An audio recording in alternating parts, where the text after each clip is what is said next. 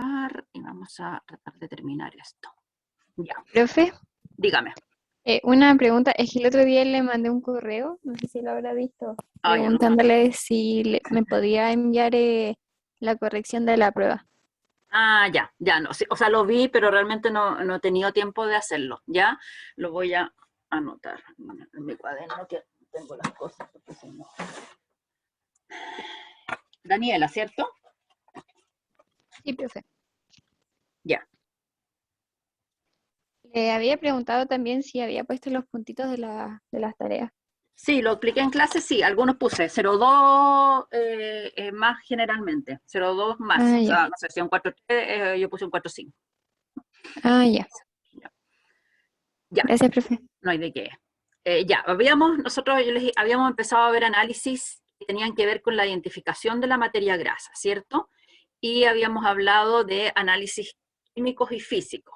Yo les decía que estos análisis están en esto que es una foto de lo que aparece en el reglamento sanitario de los alimentos y hace ver los valores que tiene que tener cada uno, en este caso mantecas de origen vegetal, para cada uno de los materias grasas que existen, ¿ya? Habíamos alcanzado a ver peso específico, índice de refracción. El peso específico, si ustedes se fijan en los últimos dos numeritos, no hay gran variación. Es un parámetro que mide tanto largo de cadena como insaturación, como las dos cosas al mismo tiempo. Entonces, no hay mucha diferencia entre, bueno, yo les subrayé aquí una materia grasa saturada, una monoinsaturada y una poliinsaturada. Por lo tanto, los valores son un poquito más en la poliinsaturada. Si ustedes ven 34, 26 comparado con 0,8, 21. Después el índice de refracción es un parámetro que depende solo de la insaturación y es directamente proporcional. A mayor índice de refracción, mayor es la insaturación. Y aquí sí vemos diferencia. También nos fijamos en los últimos dos dígitos después de la coma, 48,50, la saturada, 63,71, la monoinsaturada y 80,83 para poliinsaturada, ¿ya? Por lo tanto, el índice de refracción sí nos hace, en el fondo, nos permite saber el valor aproximado si es una materia grasa saturada, poliinsaturada, etc. Por lo tanto, el índice de refracción se utiliza, porque además es muy rápido, se utiliza especialmente para monitorear, por ejemplo, procesos de hidrogenación, cuando se está hidrogenando, cómo está haciendo la saturación de esa materia grasa. Y nos quedaba, me parece, no habíamos alcanzado a ver los índices químicos. El yodo es un índice químico, mide, básicamente se expresa como los gramos de yodo que absorben 100 gramos de materia grasa. Y el yodo se absorbe según la cantidad de dobles enlaces. Por lo tanto, también es un índice que depende de la saturación. Mayor insaturación, mayor es el índice de yodo. Lo que se hace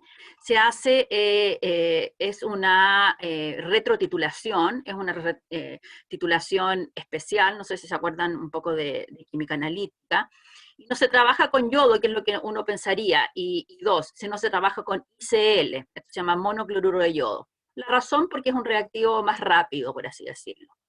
Entonces, se trata que el ICL, y después uno determina en el fondo los mil equivalentes. Recuerden que los mil equivalentes uno lo puede expresar en lo que quiera, entonces yo trabajo con ICL, lo expreso en equivalente o en mil equivalentes, y después lo relaciono con gramos de yodo, y así saco gramos de yodo. Consiste en que agrego monocloruro en exceso, y el monocloruro se va a adicionar a los dobles enlaces, y lo que uno determina es el monocloruro que no reacciona con mi doble enlace. Y el monocloruro que no reacciona, lo hago reaccionar con yoduro, me forma yodo, y este yodo es el que titulo con sulfato. O sea, los equivalentes que yo voy a determinar químicamente van a corresponder a los 1000 equivalentes de monocloruro que no reaccionaron. ¿Cómo determino los que reacciono, que son los que a mí me interesan, 1000 equivalentes, para después transformarlo en gramos de yodo que se unen a los doble enlaces? A través de un blanco. En eso consisten las llamadas retrotitulaciones. Uno determina generalmente el analito, el analito no se determina directamente, sino por una reacción de lo que es sobrante. Niños, que tengo que entregar vengo en un minuto.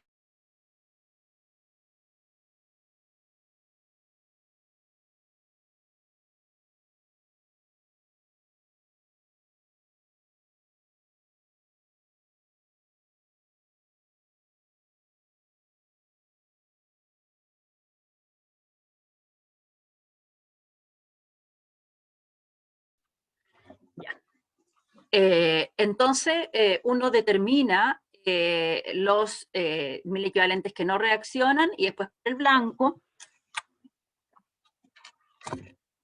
esa es mi perrita que molesta mucho, determina los equivalentes que se unieron.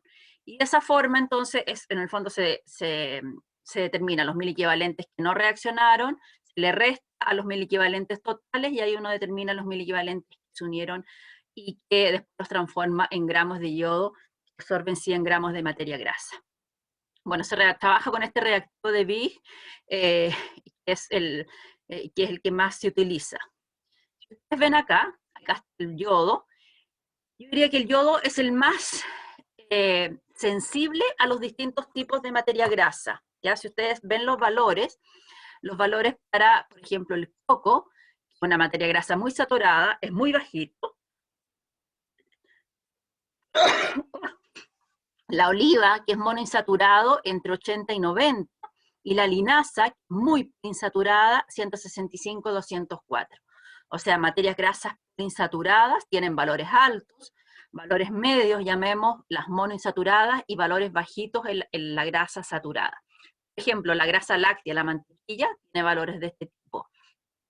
El aceite de palta, por ejemplo, está aquí, también busquémoslo, pero ¿dónde está? Acá, palta, tiene valores cercanos a 100. La rosa mosqueta, por ejemplo, la soya, que es menos insaturada que el aceite linaza y que la mosqueta. Por ejemplo, un aceite de pescado tendría valores cercanos a 200, porque es muy insaturado.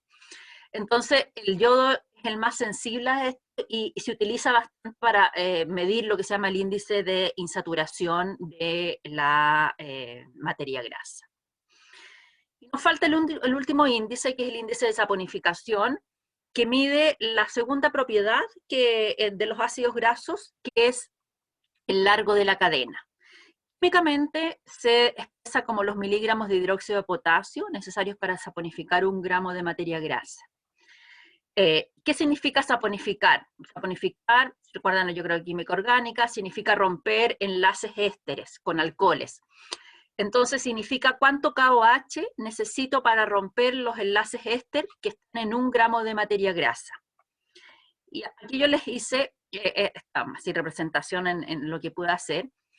El ser por gramo de materia grasa, si yo considero que ese cuadradito así, de ese tamaño, es 1 gramo de materia grasa, si yo tengo cadenas cortas, en este gramo, por así decirlo, van a caber muchos triglicéridos. La E son esos triglicéridos. Entonces, cadenas cortas, muchos triglicéridos, alta cantidad de KOH, porque tengo que romper todos esos enlaces que están ahí. Voy a sacar el punto. Tengo que romper todos esos enlaces que están así. Cadenas largas, que si esto fuera una cadena larga, que lo representé por esas E grandes, voy a necesitar, hay pocos triglicéridos en este gramo, las cadenas largas, y por lo tanto baja cantidad de KOH. Y es así como entonces, a cadenas cortas, alto índice de saponificación, a cadenas largas, bajo índice de saponificación. Y por eso se dice que se relaciona en forma inversa al peso molecular. El peso molecular es el largo de la cadena. A mayor índice de saponificación, menor es el peso molecular, o sea, menor es el largo de la cadena. ¿Ya? Químicamente también se realiza a través de una retrotitulación. Uno coloca el aceite, coloca el KOH en alcohol y lo coloca a saponificar. Y después lo que uno determina es el KOH que no reacciona con ácido clorhídrico, una titulación ácido-base común. Y después un blanco, de la misma forma que era el caso anterior, uno determina los miliequivalentes de ácido clorhídrico, que van a equivaler a los miliequivalentes de KOH que reaccionaron con la materia grasa. Lo relaciono con el peso molecular del KOH y saco los miligramos de KOH por gramo de materia grasa. Veamos los valores para que más o menos se den cuenta. Aquí están solo materias grasas de origen vegetal, y si ustedes ven, hay como 2 o 3 que tienen valores altos. Valores altos, cadenas cortas. Entonces el coco tiene una cadena corta. El cacao, por ejemplo, ¿dónde está el cacao? Ahí un poquito cercano a 200. Fíjense, gran parte de los aceites vegetales, 187, 196, el oliva, la linaza, que todos iguales. Gran parte de las grasas vegetales, la diferencia es la insaturación. Gran parte tienen cadenas medianas, entonces por eso es un valor mediano, ¿ya? Por ejemplo, la grasa láctea, la mantequilla, va a tener valores altos porque tiene cadenas cortas. Los aceites de pescado, por ejemplo, que tienen cadenas muy largas, va a tener valores más bajos que estos, 120, 130, 140, porque tiene cadenas muy largas, ¿ya? Entonces la saponificación nos representa la cadena, o sea, se relaciona con el largo de cadena, pero inversamente proporcional. A mayor índice de saponificación, menor es el largo de la cadena, ¿ya? Bueno, el reglamento indica, aquí yo le coloqué solo la foto de las mantecas de origen vegetal, pero indica estos 4 índices para materias grasas, para todas las materias grasas comestibles, ¿ya? Y como ustedes ven, generalmente esto aparece en una ficha técnica, que si uno compra manteca de coco, debe aparecer estos valores generalmente en la ficha técnica, uno los pide. En todos los aceites que se compran a volúmenes muy altos, también tiene valores, en el fondo son los cuatro índices. La complejidad para un poco ver identidad, o sea, para yo saber, por ejemplo, que un aceite de maravilla es 100% de maravilla, o es una mezcla, a lo mejor, de algunas materias grasas, se producen eso, en las mezclas. Que los índices me pueden orientar, me pueden decir esto es, pero en las mezclas pudieran ser a lo mejor, no sé, se me imagina, por ejemplo, en el oliva me da 100 o me da 95 acá. Acá me da 1,480, por ejemplo. Cuando los valores están uno podría decir que es una mezcla, pero no puede 100% asegurarlo, ¿ya? Por eso, para la real identificación de una materia grasa, la identidad de una materia grasa, lo que se utiliza es el perfil, llamada la composición porcentual en ácidos grasos. Como lo indica su nombre, es una composición en porcentaje de la cantidad de cada ácido graso que está presente en una grasa o aceite.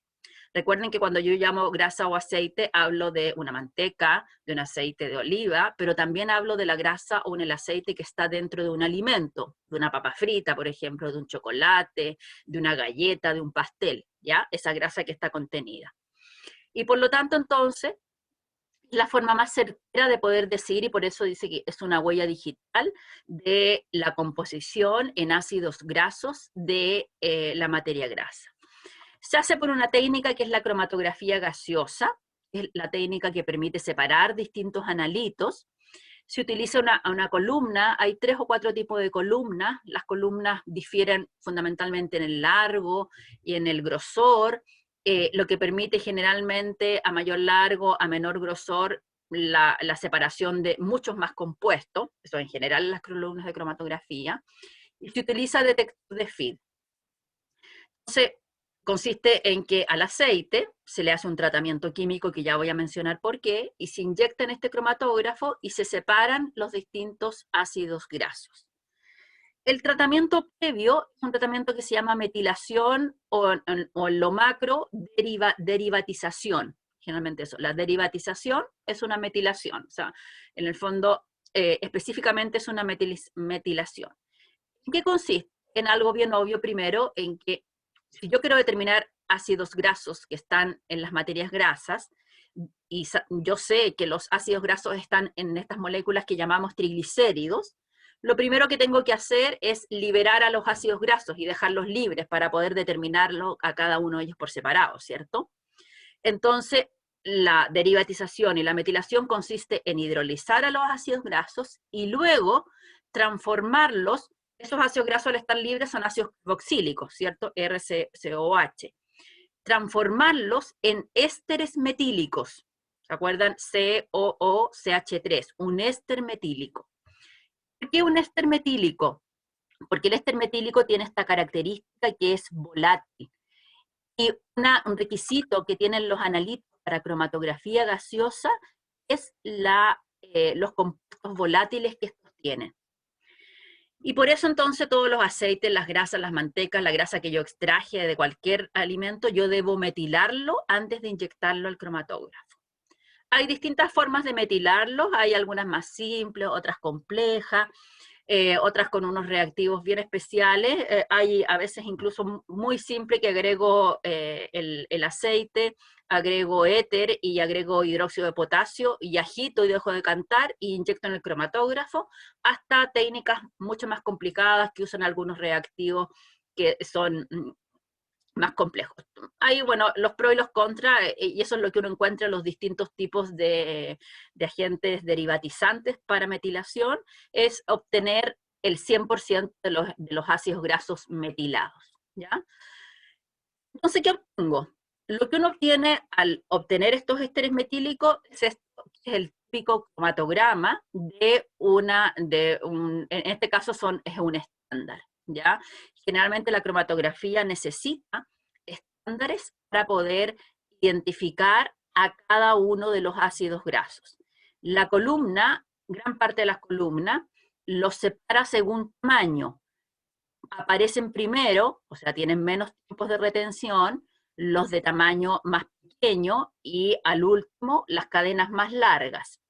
Además, dentro de un mismo ácido graso, la cadena que primero aparece es la saturada y luego la monoinsaturada, ¿ya? Y aquí fíjense la familia del 18, 18.0, 18.1, 18.2 y 18.3. Ahí generalmente también uno adiciona a veces estándares internos, como los que no se sabe que no están en la naturaleza, como para saber el orden de lo que se llama elusión. ¿Y qué es lo que hace el cromatógrafo? El cromatógrafo me entrega, supongo que ustedes lo han visto, un cromatograma, y además entrega una tabla en que dice, detecta cada uno de estos pics, y dice ya, el pic salió a los 3,5, por ejemplo, tiene el tiempo a los 3,5 minutos, tiene tal área, y tiene tal porcentaje de área. ¿Qué es ese porcentaje de área? Lo que hace el instrumento, y a través de, obviamente, un computador, un software, es sumar esa área y dividirla por la suma de todas las áreas de los que están en el cromatograma, multiplicarla por 100. Entonces, en esa columna que es porcentaje de área, me va a decir, por ejemplo, que el ácido graso está en un 15% respecto a todos los otros.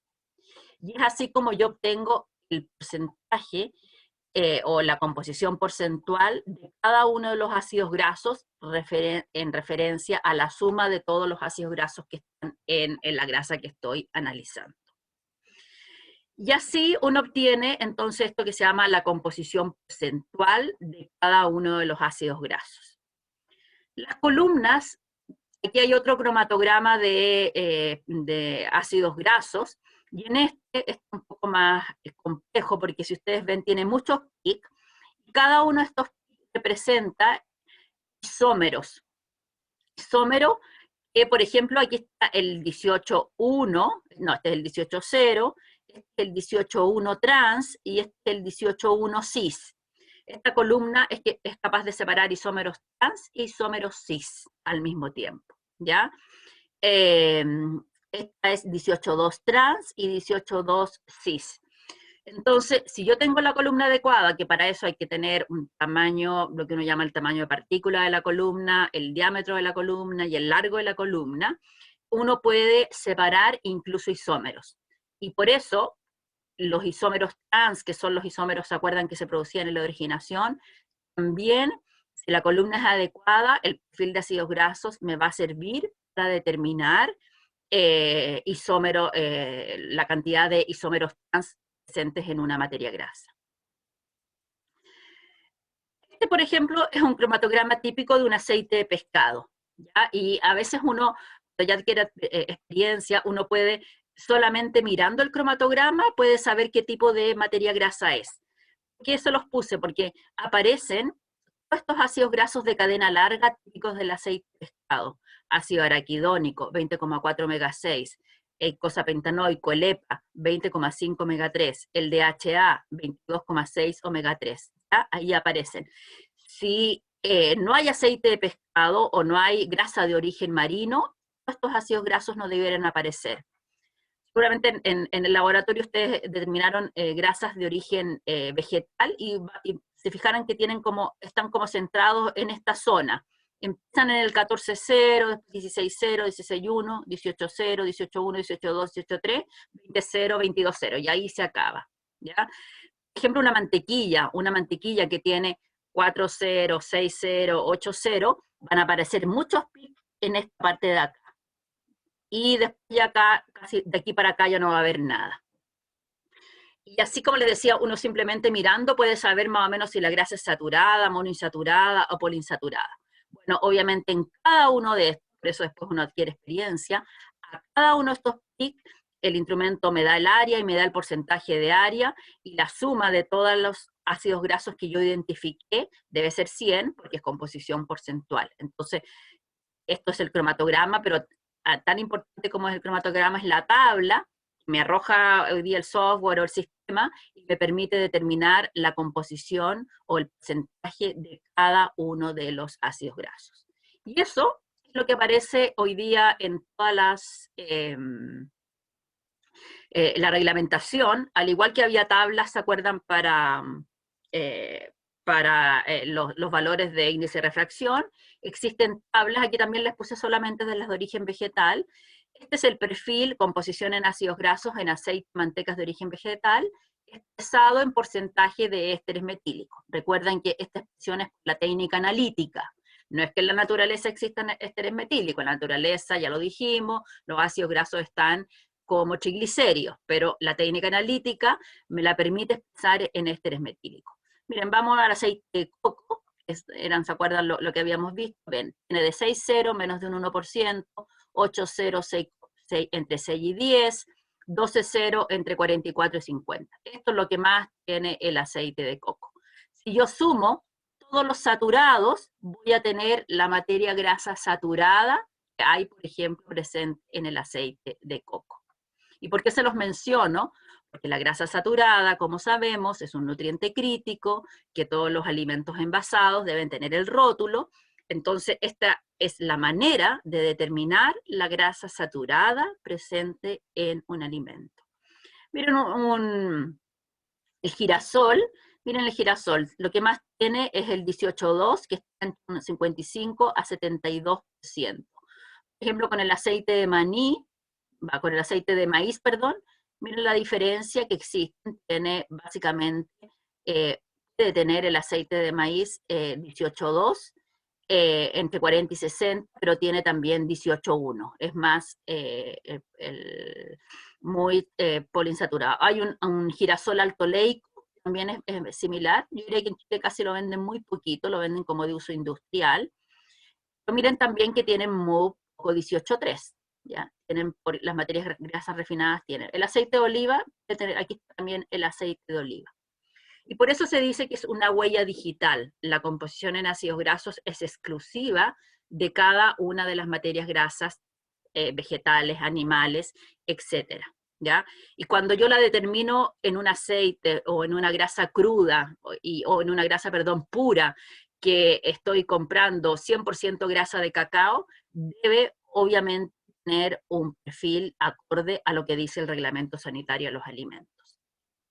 También la puedo determinar, como dijimos, en una grasa que extraje de una galleta, en una grasa que extraje de un queque o de un chocolate, para saber la grasa, el perfil de ácidos grasos que está en esa materia grasa. Bueno, también la puedo determinar en carnes. Por ejemplo, está en el reglamento sanitario el perfil en ácidos grasos de las carnes. En las carnes a veces los valores son mucho más amplios, porque en la carne, la grasa que está en la carne depende mucho de la alimentación que tiene el animal. Entonces, si el animal es, por ejemplo, el pollo, la grasa de pollo, depende mucho del tipo de alimentación que le dan al pollo para poder, a la ave, porque si le dan, por ejemplo, mucha grasa de maíz, va a ser mucha más poliinsaturada. Si por ejemplo, si le dieran aceite de pescado, en la grasa de pollo va a aparecer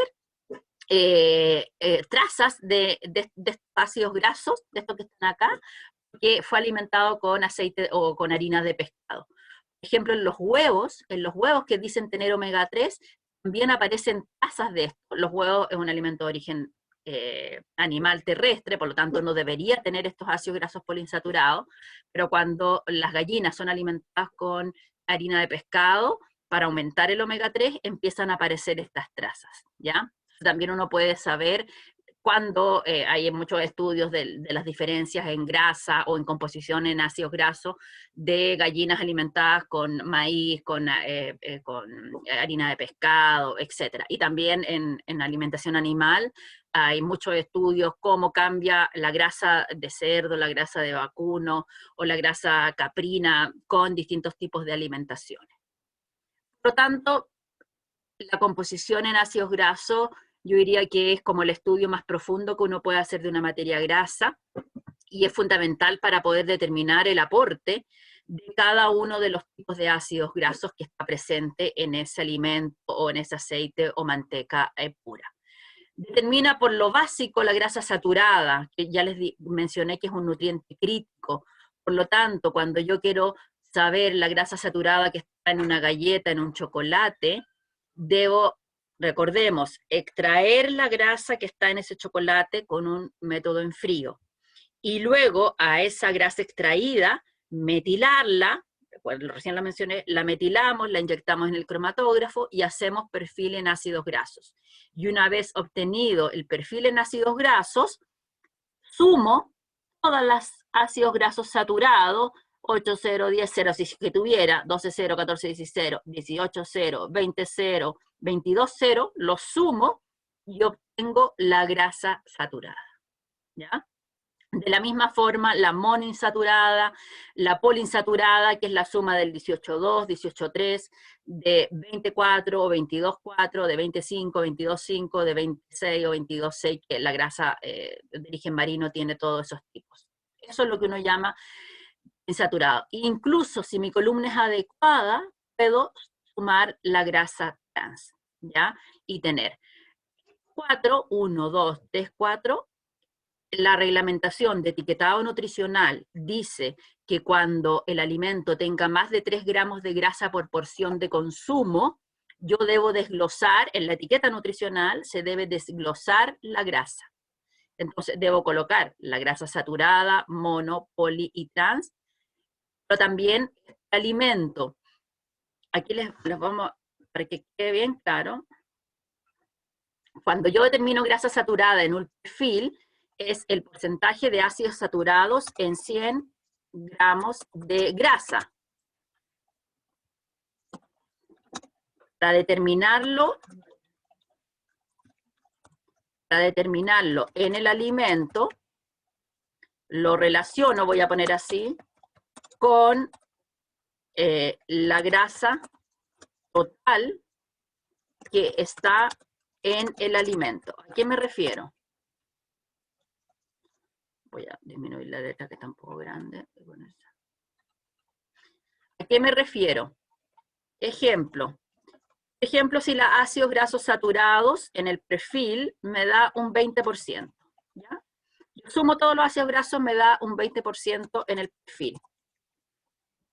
La grasa total, por ejemplo que fuera una galleta, la grasa total, el alimento, es un 20%.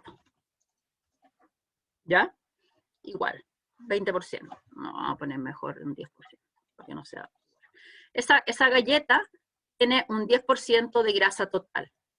Por lo tanto, la grasa saturada en la galleta es un 2% o 2 gramos de grasa saturada en 100 gramos de alimento. ¿Se entiende lo que hice? Digo, hay 20 gramos de grasa saturada en 100 gramos de grasa, X en 10 gramos de grasa. Ese X es 2, ¿cierto? El 20% del 10, entonces por lo tanto hay 2 gramos de grasa saturada en 100 gramos de alimento. Sí, bueno, hay que considerarlo para todos. Esto es lo que exige, eso de ahí es lo que exige en el fondo la la etiqueta nutricional, siempre colocarlo en 100 gramos de alimento. Pero el perfil, a que yo voy, el perfil en ácidos grasos me lo va a dar siempre en 100 gramos de grasa. Por lo tanto, debo, a través de este cálculo muy simple, llevarlo a la grasa que está en el alimento, ¿ya? Por eso, para saber la grasa saturada, debo determinar la cantidad de grasa total en el alimento, luego extraer el perfil, sumar los los ácidos grasos saturados y relacionarlos con la grasa total, y así voy a tener la grasa saturada.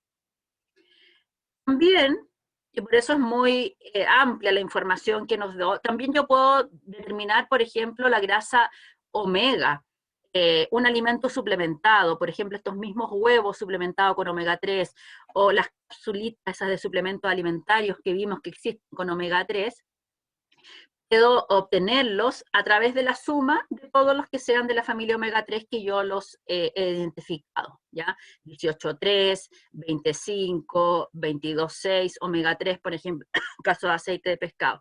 Los sumo y voy a tener la cantidad de la familia omega 3, o de los omega 3 que tiene mi alimento.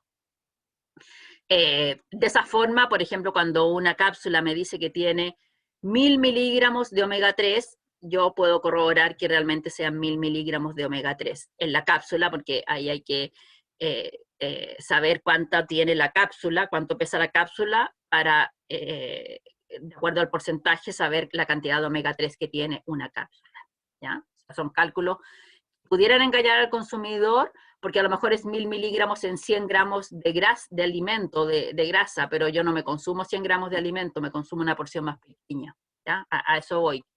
Por eso es importante manejar estos datos, estos cálculos que son igual sencillitos, pero pudieran, de alguna manera, yo diría, llevar a equivocación, o a lo mejor con su qué, para poder decir esto tiene alta cantidad de omega 3 cuando realmente no tiene tanta cantidad de omega 3, ¿ya? Y también nos permite trabajar estos índices, que son los típicos índices que se trabajan como para la evaluación nutricional de una grasa. Primero es el cociente entre todos los ácidos grasos omega 6 dividido por todos los ácidos grasos, la suma de los omega 3. Recuerden que cuando dijimos que la grasa en general en los alimentos, esta relación es 20:1, y en algunas materias grasas es 10:1. Generalmente, idealmente, la relación entre omega 6 y omega 3 debería ser 10:1. Entonces, uno evalúa esta relación para un poco saber cuál es el aporte fundamentalmente del omega 3. Y de la misma forma, otro índice que se toma en cuenta es la poliinsaturación, la suma de todos los ácidos grasos insaturados dividido por los saturados. Una grasa, idealmente este índice de saturación que se llama, o de insaturación, debiera ser cercano a 4. O sea, 4 veces más los poliinsaturados que los saturados. Pero en muchas grasas saturadas, este índice es menor a 1, es muy bajito. Y uno mide, por ejemplo, la grasa que está en una papa frita, la grasa que está en una galleta, etcétera, de este índice de poliinsaturación. Entonces también sirve para medir nutricionalmente la grasa presente en un alimento. Entonces, el índice o la composición porcentual es una forma, yo diría, bastante amplia y que me da mucha información de la materia grasa. Me sirve para evaluarla nutricionalmente, me sirve para hacer etiquetas nutricionales, me sirve para hacer el logo de nutriente crítico de grasa saturada, etcétera, ¿ya? Y por eso se dice que es el conocimiento más bajo que puede tener, o sea, más alto que puede tener, conocer, es el perfil de ácidos grasos del alimento que yo estoy analizando. Por eso todas las tablas de composición química tienen el análisis proximal más el perfil de ácidos grasos. Es como lo mínimo que pudiera tener una tabla de composición de alimentos. Bueno, eso nos permite ver, entonces, estos son los índices para ver insaturación o sea, para ver la identidad y la composición en ácidos grasos. Y vamos a pasar ya a los últimos índices de materia grasa, que están relacionados con esto que se llama la estabilidad y el deterioro. La grasa presente en los alimentos es yo diría, uno de los nutrientes más inestables y que permite o que limita la vida útil del alimento.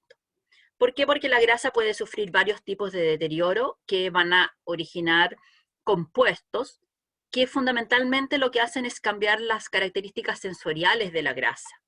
No producen grandes compuestos tóxicos. Un deterioro de la grasa no va a producir grandes compuestos tóxicos, pero sí le va a cambiar el sabor, el olor, la textura, el color, y eso va a producir en el fondo que el alimento ya no sea aceptado y no esté, entre comillas, apto para consumo. Y por eso cada uno de estos deterioros que están aquí indicados tiene un parámetro que el reglamento indica, un valor máximo para decir, hasta este valor la grasa está apta para consumo. Sobre ese valor, la grasa no está apta para consumo. ¿Cuáles son los tres tipos de deterioro? Los vamos a ver cada uno de ellos en detalle, pero hay tres básicamente: el deterioro hidrolítico, el que se produce cuando se rompe en forma natural, así decirlo, un triglicérido, o sea, eso que hacíamos saponificando, que el KOH rompe el enlace éster, esto lo hace generalmente una molécula de agua en forma natural, sin ningún reactivo químico. El deterioro oxidativo, el deterioro que se produce, es el más común, el que más uno ve en la grasa, es lo que se llama la oxidación y que se produce en los dobles enlaces, o sea, se produce en grasa insaturada.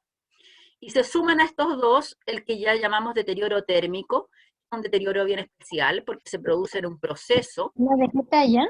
Sí. Yo quiero tener que buscarla. Ya.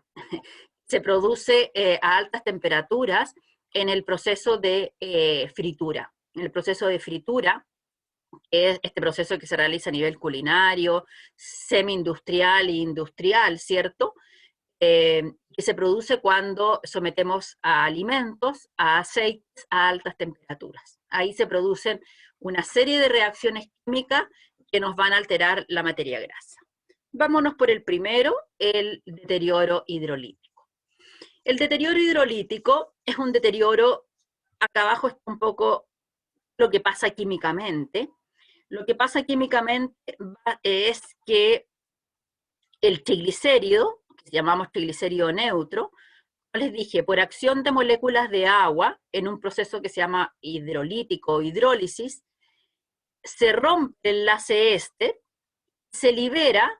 El enlace éster puede ser el del medio o de los lados, originando diglicéridos, a esto se le llama un diglicérido, 1,3 o 1,2, o incluso puede seguir soltándose uno, originando monoglicéridos y originando ácidos grasos libres, y que finalmente se podrían salir todos y dar incluso glicerol. Entonces, ¿qué sucede con el deterioro hidrolítico en una grasa? Hay disminución de los triglicéridos neutros, de estas moléculas que son las moléculas polares, ¿se acuerdan? Entre 90 y 95% componente de la grasa, y aumento importante ácidos grasos libres. Y ahí nos vamos a dar cuenta que el parámetro que determina el deterioro hidrolítico es la presencia de estos ácidos grasos libres, pero también de diglicéridos y monoglicéridos. Esta reacción que se produce de aquí para acá, son reacciones que se producen en etapa y son reacciones generalmente autocatalíticas, porque los propios ácidos grasos empiezan a actuar como catalizadores y hacen que triglicéridos neutros empiecen a soltar más ácidos grasos, ¿ya? Y uno observa a través del tiempo que el deterioro hidrolítico podría estar controlado, pero en un momento empieza a aumentar, aumentar, aumentar, y llega como un plató, llega a un momento en que ya no se producen más ácidos grasos libres, pero la materia grasa está ácida, presenta sabor ácido. ¿Por qué se favorece? Primero, la presencia de algunas enzimas, y esta es una de las razones por las que los aceites y grasas, mantecas, se refinan.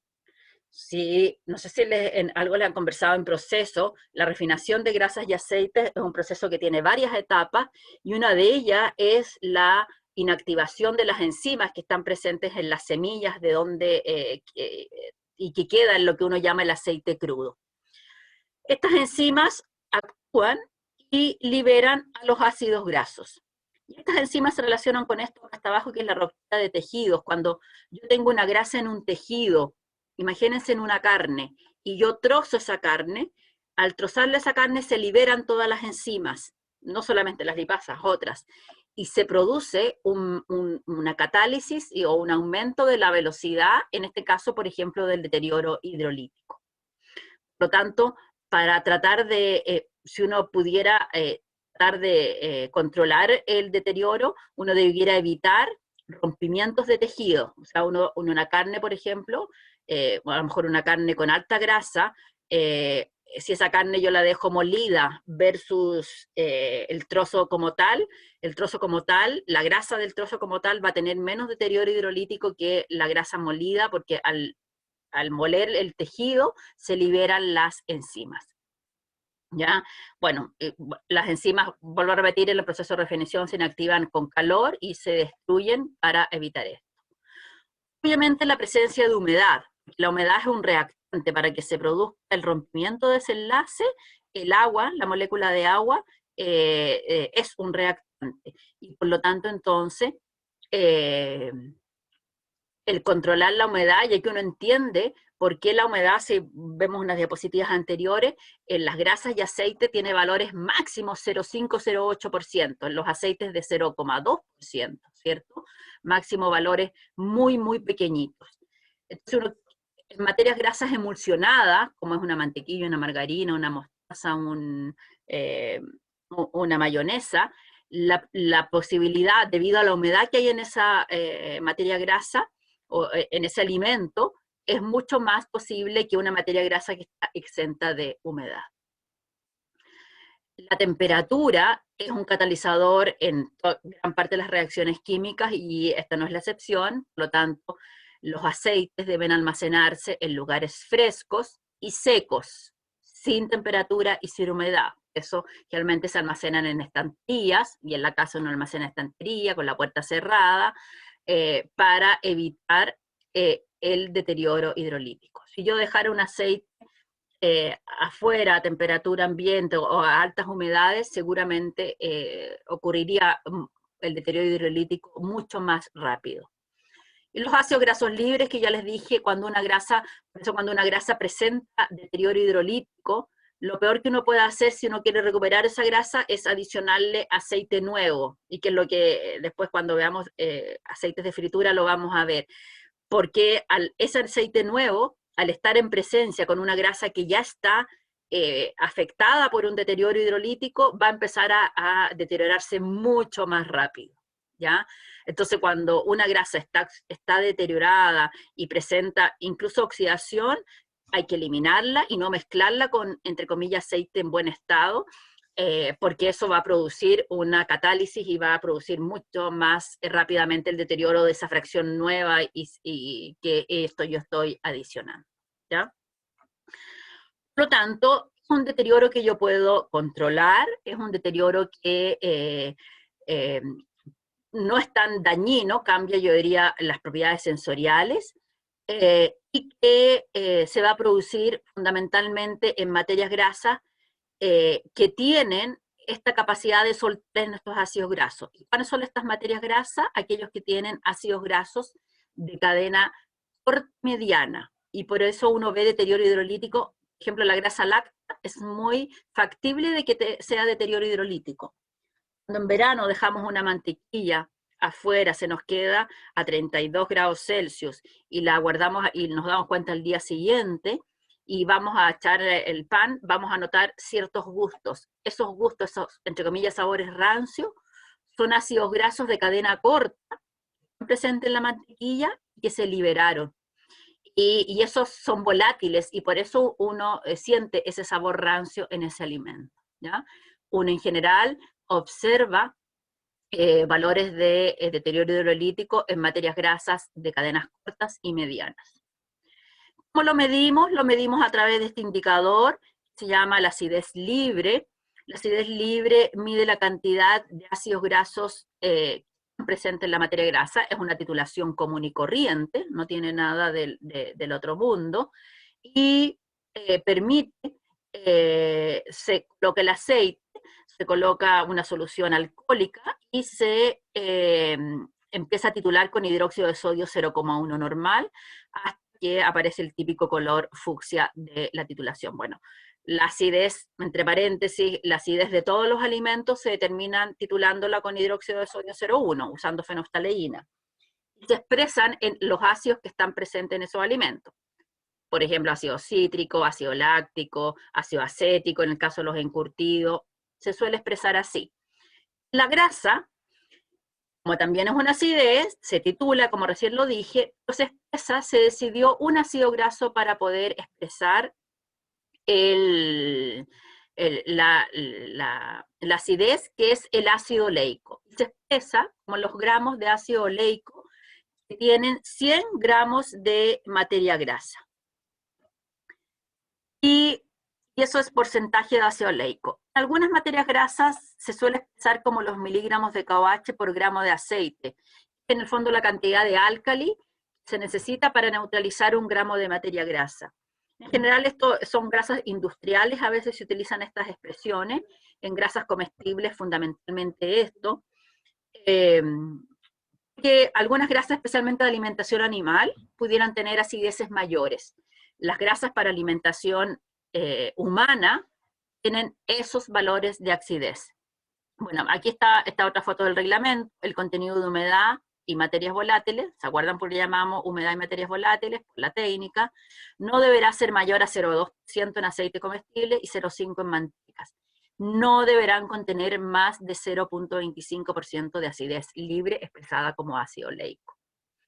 Excepciones: la acidez libre del aceite de oliva y la manteca de cacao, cuya será máxima un 2%, alta 1%, y manteca de cerdo y grasa bovina 0,8%. ¿Por qué estas excepciones? Porque todas estas materias grasas tienen cadenas cortas. Bueno, la grasa láctea no está expresada porque la leche, no lo coloqué, pero la leche está en otro artículo. La grasa láctea está en todo lo referente a la leche. No, como cuando uno lo busca, no está en los artículos referentes a grasas comestibles, en el artículo de leche, ¿ya? Es un valor similar. Porque estas materias grasas tienen ácidos grasos de cadena corta y mediana y pueden tener, siempre van a tener más acidez. El aceite de oliva uno lo palpa, tiene una cierta acidez, ¿ya? Cuando las industrias, cuando refinan los aceites, un aceite crudo de maravilla, de soya, puede tener alrededor de 0,4, 0,3% de acidez. En la refinación, luego de sacarle toda la refinación, o sea, de refinarlo, de sacarle en la refinación, hay varias etapas que se sacan las ceras, se sacan los ácidos grasos libres, en eso que se llama la neutralización, después la vinterización, hay una serie de etapas que lo que hacen es, en el fondo, dejar al aceite refinado. El aceite refinado, si uno compra un aceite y le mide la acidez, tiene valores cercanos a 0,02, 0,01, 0,05 como máximo. En el periodo de vida útil, esto me está diciendo que en el periodo de vida útil, el aceite no debe tener una acidez superior a 0,25%, ¿ya? Y eso da vida útiles de los aceites de 4 o 6 meses, dependiendo un poco también, obviamente, de la composición, ¿cierto?, de la grasa. El aceite de oliva, por ejemplo, si uno, entre comillas, no lo cuida, lo deja afuera, lo deja a altas temperaturas, pudiera empezar a tener una acidez más elevada. Además, el aceite de oliva no se refina, ustedes saben, es simple expresión de la oliva, y así se obtiene el aceite de oliva virgen, extra virgen, y por lo tanto, entonces, por eso es que presenta una acidez mayor, ¿ya? Deterioro hidrolítico es un deterioro que se puede manejar, pero que, al igual que todo lo otro deterioro que vamos a ver, irremediablemente vamos a observarlo, y por lo tanto nos va a limitar, como les dije, la vida útil del alimento. Pasamos al segundo gran tipo de deterioro que tiene la grasa, que es el deterioro oxidativo. Este deterioro es el más común que observamos en todas las materias grasas, porque gran parte de las materias grasas vegetales y de origen marino son poliinsaturadas, ¿ya? Y las más bien saturadas tienen también algo de insaturación. Químicamente, ¿qué es lo que ocurre? Ocurre una reacción en que actúa como reactante el oxígeno. El oxígeno se une a través de lo que uno llama una activación del oxígeno, se une a este doble enlace y forma un compuesto que se llama peróxido.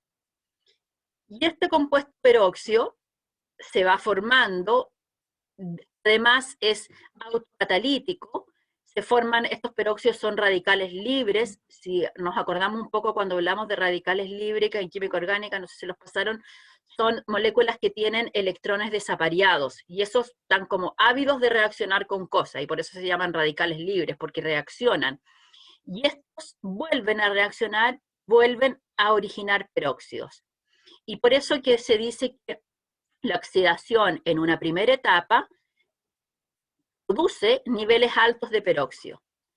Pero cuando la oxidación continúa, y esto uno en el tiempo lo observa, pasa a una segunda etapa, este peróxido se destruye, se corta, y origina un compuesto de tipo aldehído, o si hay dobles enlaces y dos peróxidos unidos aquí, un tipo malón aldehído o aldehído malónico.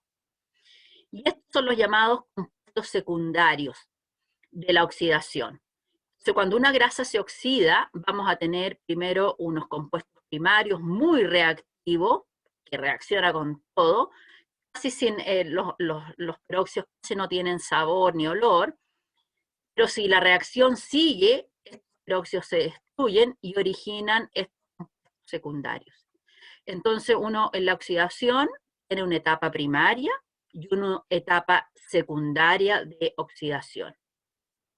Y bueno, aquí adelantando un poco cuáles son los parámetros, uno puede determinar el valor o lo que se llama el índice de peróxido, pero también puede tener otros tipos de índice que midan compuestos secundarios. Aquí uno de ellos es uno que se llama el TBA, o hay otro que se llama, ya lo vamos a ver, anicidina, que mide cualquier tipo de compuesto secundario.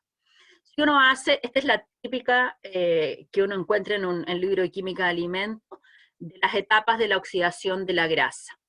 Con esto vamos a terminar. Esta línea, ahí que voy marcando, es el peróxido que va aumentando. El peróxido, hay un periodo, se llama periodo de inducción en la oxidación de materia grasa, que es el periodo en que la grasa está bien. Es el periodo que la grasa nos sirve, por así decirlo. Llega un momento en que el peróxido empieza a aumentar, pero llega a un plató, a un máximo, y después empieza a disminuir. ¿Por qué?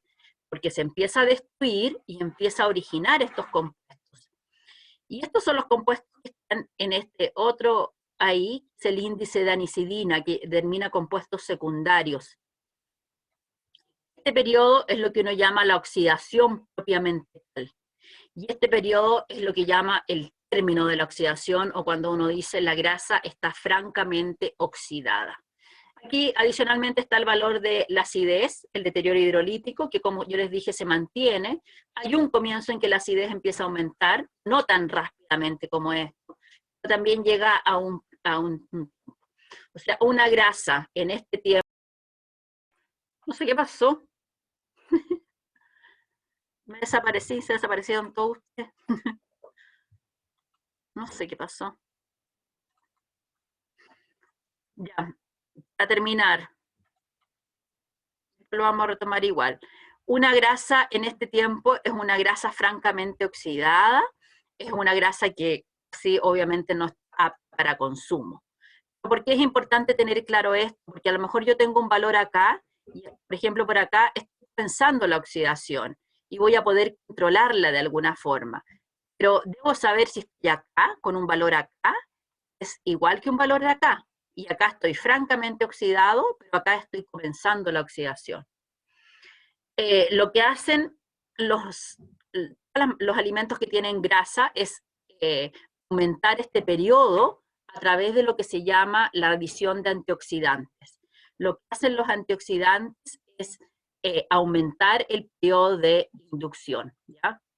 De esa forma poder evitar que la grasa se oxide, porque yo les decía, la oxidación de grasa inevitablemente en el tiempo se va a producir, pero yo la puedo manejar con antioxidantes y aumentar este periodo de inducción y hacer que traslade, por así decirlo, en el tiempo. Pero todos los alimentos, químicamente yo diría la grasa le proporcionan inestabilidad porque es una forma en el fondo, que es algo que yo puedo manejar, pero que finalmente lo que le pasa a los antioxidantes es que ellos se empiezan a oxidar y finalmente decaen y la grasa ya se oxida súper rápidamente, ¿ya?